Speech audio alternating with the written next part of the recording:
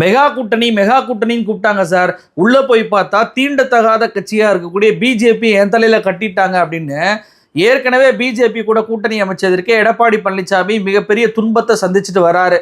இந்த சூழ்நிலையில பாத்தீங்க அப்படின்னா த நியூ இந்தியன் எக்ஸ்பிரஸ் அப்படின்ற ஒரு ஊடகத்திற்கு அமித்ஷா அவர்கள் ஒரு பேட்டியை கொடுக்கிறாரு. தமிழ்நாட்டுல நீங்க ஜெயிச்சீங்க அப்படின்னா அந்த அரசாங்கத்துல நீங்க இடம்பெறுவீங்களா அப்படின்னு சொல்லி கேட்கும்போது எஸ் அப்படின்ற ஒரே வார்த்தையிலேயே எடப்பாடி பழனிசாமி தலையில இடியை இறக்கிட்டாரு அமித்ஷா. ஏன்னா ஏற்கனவே நயினார் நாகேந்திரன் இருந்து எல்லாருமே எடப்பாடியை கேட்காம டெல்லி தலைமை எதுவும் செய்யாது, அவர் தான் இந்த கூட்டணியுடைய தலைவர் அப்படின்னு சொல்லி ரொம்ப கிரீடமா பேசிக்கிட்டு இருந்தாங்க. அதுபோக எடப்பாடி பழனிசாமி அதை நம்பிட்டு எல்லாமே டெல்லி எடுக்கிற முடிவு தாங்க, இங்க இருக்கிறவங்க பேசுறதெல்லாம் நம்ப முடியாது, அவங்க தெளிவா சொல்லிட்டாங்க நான் தான் எல்லாம் அப்படின்னு சொல்லிட்டு போன வாரம் கூட பிரஸ் மீட் கொடுத்துக்கிட்டு இருந்தாரு.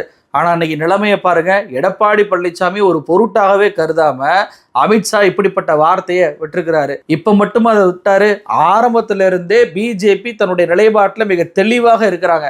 ஆனா ஒவ்வொரு முறையும் அதிமுக தான் மழுப்பிக்கிட்டே இருக்கு. ஏன்னா நீங்க அமித்ஷா கூட்டணி முதல்ல அமைக்கும் போதே அந்த பிரஸ் மீட்லயே கூட்டணி ஆட்சி அமைப்போம் அப்படின்னாரு. அப்போ எடப்பாடி பழனிசாமி என்ன சொன்னாரு, அதெல்லாம் இல்லை, கூட்டணி ஆட்சி கிடையாது அப்படின்னாரு. அதன் பின்பு பார்த்தீங்க அப்படின்னா ஒடிசாவிலையும் டெல்லியிலையும் எப்படி ஜெயிச்சோமோ அதே போல 2026 தேர்தலில் தமிழ்நாட்டில் நாங்கள் ஜெயிப்போம் அப்படின்னாரு. அதற்கு எடப்பாடி பழனிசாமி கிட்ட பதில் இருக்கா அப்படின்னு சொல்லி கேட்டா இல்லை. நயினார் நாகேந்திரன் எங்களுக்கு 40 சீட்டு வேணும் அப்படின்றாரு. கூடுதலாக அமித்ஷா 50 சீட்டு வேணும் கேட்டாரு. அண்ணாமலையோ அதிமுக எவ்வளவு போட்டிடுறாங்களோ அதுல சரிபாதி எங்களுக்கு வேணும்ன்றாரு. அதற்காவது எடப்பாடி பழனிசாமி அவர்கள் பதில் கொடுத்தாரா அப்படின்னு சொல்லி கேட்டா இல்ல, எங்க கூட்டணி தான் ஜெயிக்கும், ஆனா முதலமைச்சராக அதிமுகவிலிருந்து ஒருவர் தான் வருவார் அப்படின்னு சொல்லி அமித்ஷா அவர்கள் அதிமுக உட்கட்சி பிரச்சனையை தூண்டி விட்டாரு. அதற்காவது எடப்பாடி பழனிசாமி அவர்கள் பதில் கொடுத்தாரான்னு கேட்டா இல்ல. சரி, இப்ப பேசுனதுக்காவது பதில் கொடுப்பாரான்னு சொல்லி பார்த்தா பத்திரிகையாளர் அந்த கேள்வி கேட்கிறாங்க, அமித்ஷா இப்படி சொல்லியிருக்காரு அப்படின்னா அதுக்கு எடப்பாடி பழனிசாமி என்னங்க பதில் சொல்லியிருக்கணும், நாங்க கூட்டணி ஆட்சிக்கெல்லாம் எங்களுக்கு உடன்பாடு கிடையாது, நாங்க தனிப்பெரும்பான்மையோட தான் ஆட்சி அமைப்போம், நான் சொல்றது தான் கூட்டணி முடிவு, நாங்க தான் இங்க தமிழ்நாட்டில் என்டிஏவுக்கு தலைவர் தலைமை கட்சி, அப்ப நாங்க சொல்றத கேட்டுக்கங்க, அமித்ஷா சொல்வதெல்லாம் ஏற்க முடியாதுன்னு சொல்லி வெளிப்படையாக அமித்ஷாவை எதிர்த்து பதில் சொல்லியிருக்கணுமா இல்லையா? ஆனா அந்த எடப்பாடி பழனிசாமி என்ன தெரியுமா சொன்னாரு, நான் தான் தெளிவா சொல்லிட்டேன்னு, பெரும்பான்மையோட அதிமுக வெற்றி பெற்று ஆட்சி அமைக்கும், நன்றி வணக்கம், நாங்க தனிப்பெரும்பான்மை ஆட்சி அமைப்போம், நன்றி வணக்கம் அப்படின்னு சொல்லிட்டு பத்திரிகையாளர்கிட்ட தெரித்து ஓடுவ காட்சியை நம்மளால பார்க்க முடியுது. ஏன் தெரித்து ஓடுறீங்க? ஏன் உங்களுக்கு சாதாரண அமித்ஷாவை கூட துணிச்சலாக எதிர்ப்பதற்கு தைரியம் இல்லையா? அமித்ஷாவே உங்களால் எதிர்க்க முடியலையே, மோடி அவர்கள் கொண்டு வரக்கூடிய திட்டத்தை நாளைக்கு தமிழ்நாட்டுக்கு எதிராக ஒரு திட்டத்தை கொண்டு வந்தா நீங்க எப்படி எதிர்ப்பீங்க? அப்போ உங்களுடைய கட்சி விஷயத்திலே உங்களால எதிர்க்க முடியல அப்படின்றப்ப எந்த தைரியத்துல தமிழ்நாட்டுடைய முதலமைச்சர் பதவி வேணும் அப்படின்னு சொல்லி கேட்குறீங்க? இதுல ஒரு கொடுமையான விஷயம் என்ன தெரியுமா, இந்த பிஜேபி அதிமுகவை கூட்டணியில வர சொன்னதும் அதுவும் அண்ணாமலையை தார பார்த்து அதிமுக கூட்டணியில பிஜேபி சேர்ந்ததற்கு மெயினான காரணம் அதிமுகவை ஒண்ணும் இல்லாம காலி பண்ணிடணும் அப்படின்ற ஒற்றை எஜெண்டா தான். ஏன்னா பிஜேபியை பொறுத்த வரைக்கும் அவங்க திமுகவோட இடத்துக்கு டார்கெட் பண்ணல, அவங்க டார்கெட் பண்ணி போட்டியிடுவது என்பது அதிமுகவோட இடத்துக்கு தான். அதிமுகவை ஒண்ணும் இல்லாம வலுவிளக்க வச்சு அந்த கட்சியை கரைச்சு விட்டோம் அப்படின்னா திமுக விசஸ் பாஜக அப்படின்ற அரசியலை தமிழ்நாட்டில் ஏற்படுத்தி விடலாம் அப்படின்ற ஒற்றை அஜெண்டாவோடு தான் பிஜேபி செயல்படுது. அதனால தான் பார்த்தீங்கன்னா ஒரு வருஷம், அதாவது தேர்தல் வருவதற்கு ஒரு வருஷத்துக்கு முன்னாடியே வலுக்கட்டாயமாக தங்களுடைய கூட்டணியில இணைச்சுக்கிட்டாங்க இந்த பிஜேபி. இப்படி கூட்டணியில இணைச்ச பிறகு பார்த்தீங்கன்னா தொடர்ச்சியாக அமித்ஷா சென்றார், எடப்பாடி பழனிசாமியால பதில் சொல்ல முடியல, அண்ணாமலை சென்றார், எடப்பாடி பழனிசாமியால பதில் சொல்ல முடியல. இவ்வளவு ஏன், இந்து முன்னணி அப்படின்ற அமைப்பு மதுரையில் ஒரு மாநாடு நடத்துறாங்க, அந்த மாநாட்டில் பெரியார் அண்ணாவை மோசமாக சித்தரித்து ஒரு வீடியோவை வெளியிடுறாங்க.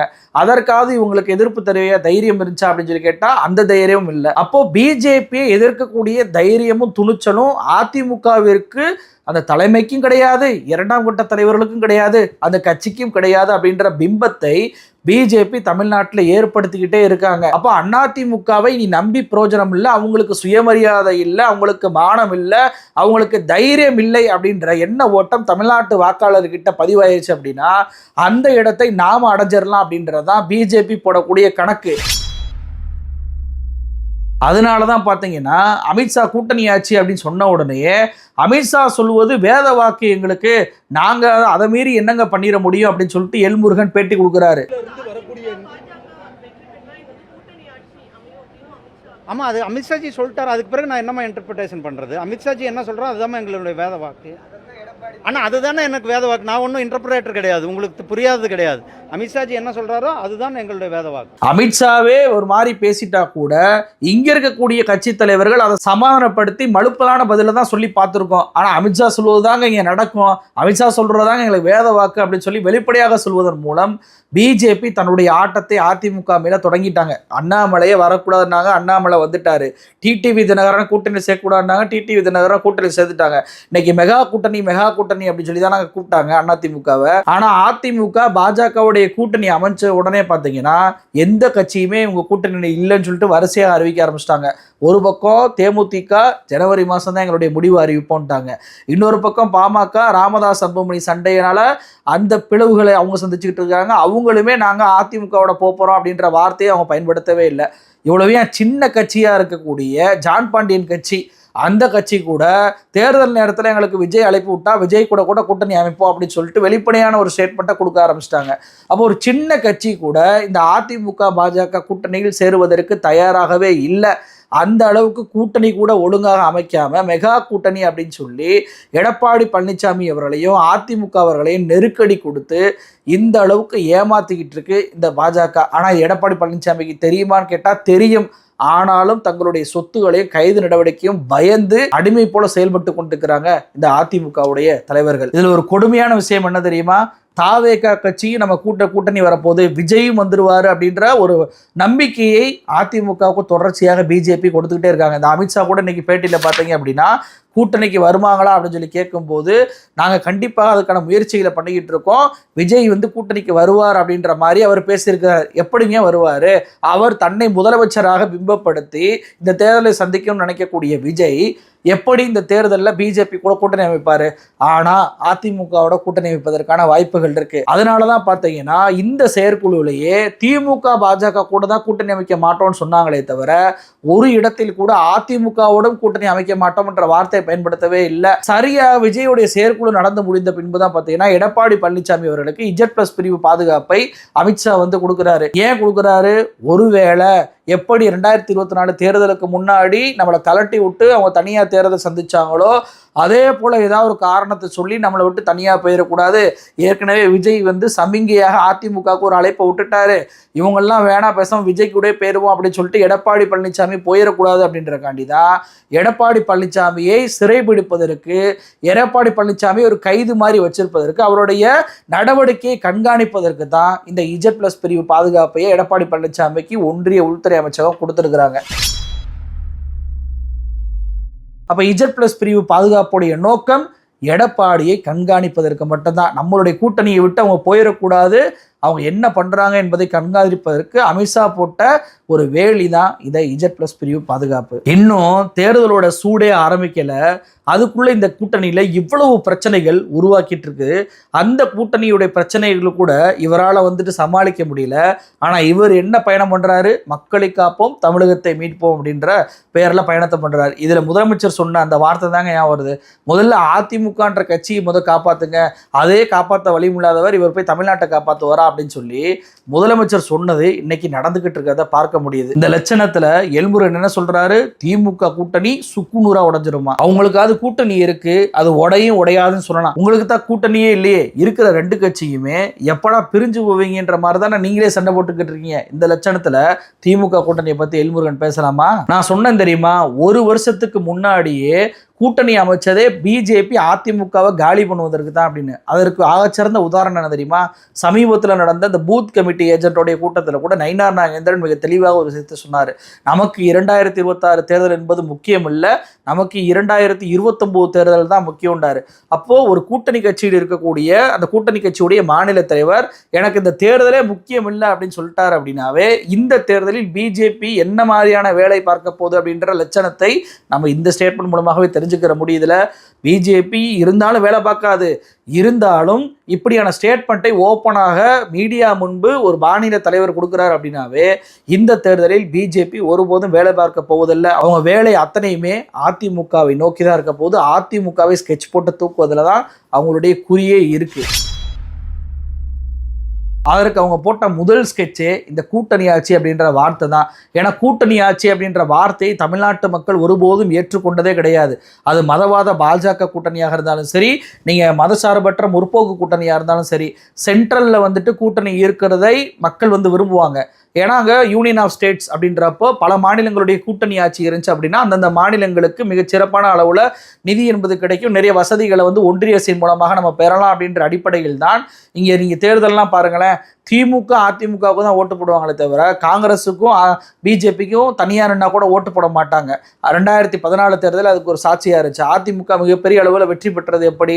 அங்கே மாநில கட்சி அதிகமாக ஜெயிச்சாதான் அங்கே சென்ட்ரலில் கூட்டணி ஆட்சி வரும், அதன் மூலமாக நம்ம நிறைய நிதிகளை பெறலாம் அப்படின்னு சொல்லிட்டு கூட்டணி ஆட்சியை சென்ட்ரலில் விரும்புவாங்க. ஆனால் ஸ்டேட்டில் ஒருபோதும் விரும்ப மாட்டாங்க. அதற்கான வரலாறுகள் நிறைய இருக்குது. 2006ஆம் ஆண்டு தேர்தலில் பெரும்பான்மை தொகுதிகளுக்கு கொஞ்சம் தொகுதிக்கு அதிகமாக தான் திமுக போட்டியிட்டதுனால அங்கே கூட்டணி ஆட்சி அமைக்கக்கூடிய நிர்பந்தம் என்பது அங்கே கலைஞருக்கு ஏற்பட்டுச்சு. அங்கே நிறைய சீட்டை திமுக வெற்றி பெறாததற்கு காரணம், அந்த கூட்டணி வெற்றி பெறாததற்கு காரணம் அது கூட்டணி ஆட்சி அமையப்போகும் அப்படின்ற அந்த பிம்பம் உருவானதுனால தான்.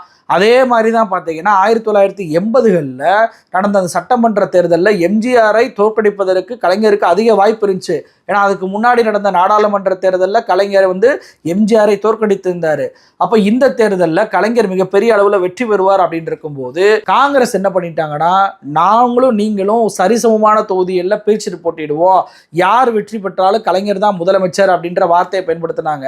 இங்கே எடப்பாடி தான் முதலமைச்சர்ன்ற வார்த்தையை பயன்படுத்தலை, அங்கே கலைஞர் தான் முதலமைச்சர் என்ற வார்த்தையை பயன்படுத்தியும் கூட கூட்டணி ஆட்சியை மக்கள் ஏற்றுக்கொள்ளாதனால அந்த தேர்தலில் மிகப்பெரிய கடுமையான ஒரு தோல்வியை திமுக கூட்டணி சந்திச்சாங்க. மிகப்பெரிய தோல்வியை நாடாளுமன்ற தேர்தலில் சந்திச்ச எம்ஜிஆர் அங்கே அறுதி பெரும்பான்மையோடு ஆட்சி அமைச்சு மீண்டும் சிஎம்மா பதவி ஏற்றார். இதற்கெல்லாம் காரணம் என்னன்னா இந்த கூட்டணி ஆட்சி அப்படின்ற பதம் தான். அப்போ கூட்டணி ஆட்சியை தமிழ்நாட்டு மக்கள் ஏற்காத போது மீண்டும் மீண்டும் கூட்டணி ஆட்சி என்ற வார்த்தையை திரும்ப திரும்ப, அதுவும் அந்த மாநிலத்தில் இருக்கக்கூடிய ஒரு மூத்த கட்சி அதிமுக என்கிற கூட்டணிக்கு தலைமை தாங்கக்கூடிய ஒரு கட்சி கூட்டணி ஆட்சி என்று இல்லை அப்படின்னு சொல்லிருச்சுன்னா மாநில தலைமையோ தேசிய தலைமையோ இல்லைன்னு ஒதுங்கி போகணுமா இல்லையா? ஆனால் திரும்ப திரும்ப கூட்டணி ஆட்சி என்று சொல்வதற்கு மெயினான காரணம் இப்படியான வார்த்தைகளை பயன்படுத்துவதன் மூலம் இந்த கூட்டணிக்கு எதிராக மக்கள் ஓட்டு போட்டக்கூடாது, அதிமுக இங்கே அதிகமான தொகுதியில் ஜெயிக்காம கம்மியான தொகுதியில் மட்டும்தான் வெற்றி பெறணும், அதன் மூலமாக அதிமுகவை காலி பண்ணணும் அப்படின்ற அஜெண்டாவோடு தான் பிஜேபி செயல்பட்டுக்கிட்டு இருக்குதுன்னா அமித்ஷாக்கு தெரியாதா? கூட்டணி ஆட்சின்னு சொன்னால் தமிழ்நாட்டில் ஏற்க மாட்டாங்கன்னு தெரிஞ்சே தான் இதை அவங்க பண்ணிக்கிட்டு இருக்காங்க. ஆனால் எதிர்த்து கேட்க துணிச்சல் எடப்பாடி பழனிசாமி கிட்ட இல்லை. அப்போ கூட்டணி ஆட்சியே மக்கள் எதிர்க்கிறாங்க அப்படின்றப்போ பாஜக கூட்டணி ஆட்சின்னு சொன்னால் மக்கள் ஏற்பாங்களா? நீங்கள் கூட்டணி அப்படின்னு சொல்லிட்டு பிஜேபியோட தேர்தலை சந்தித்த எந்த கட்சியுமே சட்டமன்ற தேர்தலில் வெற்றி பெற்றது கிடையாது. 2001ஆம் ஆண்டு திமுக பாஜக கூட்டணி அமைச்சாங்க, அங்கே திமுக ஆட்சி கட்டிலேருந்து இறக்கப்பட்டாங்க. அதே போல் 2021ஆம் ஆண்டு அதிமுக பாஜக கூட்டணி அமைச்சாங்க, அதிமுக ஆட்சியை இழந்து போனாங்க. இவ்வளவு ஏன் பார்லிமெண்ட் எலெக்ஷன் 2004 பிஜேபி கூட கூட்டணி அமைச்சதுனால பாஸ் அவுட் ஆனாங்க அதிமுக. அதே மாதிரி தான் 2019 தேர்தலையும் வாஸ் அவுட் ஆனாங்க, 2024 தேர்தலையும் வாஸ் அவுட் ஆனாங்க. அப்போ பிஜேபி இங்கே ஒரு தீண்டத்தகாத கட்சியாக இருக்கும்போது அந்த கட்சியோட கூட்டணி அமைச்சாவே தோல்வி அடையும் அப்படின்ற போது எந்த நம்பிக்கையில் பாஜகவே ஆட்சியில் உட்கார வைப்போம் அப்படின்னு சொல்லிட்டு எடப்பாடி பழனிசாமி சொல்லுவார்? சொல்ல மாட்டார். சொன்னால் என்ன ஆகும்? திமுகவுடைய தலைவராக இருக்கக்கூடிய முதலமைச்சராக இருக்கக்கூடிய திரு மு.க. ஸ்டாலின் அவர்கள் சொல்வதை போல 200க்கும் மேற்பட்ட தொகுதியில் திமுக வெற்றி பெற்று ஆட்சி அமைச்சிடும். ஏன்னா ஒருபோதும் தமிழ்நாட்டு மக்கள் பிஜேபி ஆட்சி கட்டில உட்கார வைக்க மாட்டாங்க. ஏன்னா பிஜேபியோட கூட்டணி ஆட்சி இருப்பதனால புதுச்சேரியில் என்ன நடக்குது அப்படின்றத நம்ம பார்த்துக்கிட்டு தான் இருக்கோம். நேற்றைக்கே முதலமைச்சர் நான் ராஜினாமா பண்ணிடுவா பண்ண மாட்டேனா அப்படின்ற விவாதத்தெல்லாம் பண்ணிக்கிட்டு இருந்தாரு. மணிப்பூர்ல பிஜேபி ஆட்சி எப்படிப்பட்ட ஆட்சியா இருக்குன்றதை நம்ம கண்கூடா பார்க்கிறோம். வட இந்தியாவில் பிஜேபியுடைய ஆட்சி எப்படிப்பட்ட ஆட்சியாக இருக்குன்றதை பார்க்கிறோம். அப்படிப்பட்ட ஆட்சியை தமிழ்நாட்டு மக்கள் ஏற்பாங்களா? சுயமரியாதை விட்டு கொடுக்காத தமிழ்நாட்டு மக்கள் பிஜேபியை கூட்டணி ஆட்சியில் உட்கார வச்சாங்கன்னா அந்த கூட்டணிக்கு ஓட்டு போடுவாங்களா? ஒரு ஓட்டு கூட அதிமுகவுக்கு விடுவாது. இப்படியான நிலைமை அதிமுகவுக்கு வருவதை தான் பிஜேபி எதிர்பார்க்குது. இதை புரிஞ்சுக்கிட்ட எடப்பாடி பழனிசாமி பிஜேபி கூட்டணியிலேருந்து விலகினாருன்னா அந்த கட்சி காப்பாற்றப்படும், இல்லையா அந்த கட்சி காணாமல் போகும். இதுதான் பிஜேபியோட கூட்டணி சேர்ந்தவருடைய வரலாறு அப்படின்றத அந்த கட்சியுடைய தொண்டர்களாலும் புரிஞ்சுக்கொள்ளணும், விழித்துக்கொள்ளணும் அப்படின்றதான் என்னுடைய எல்லோருடைய பார்வை. நன்றி.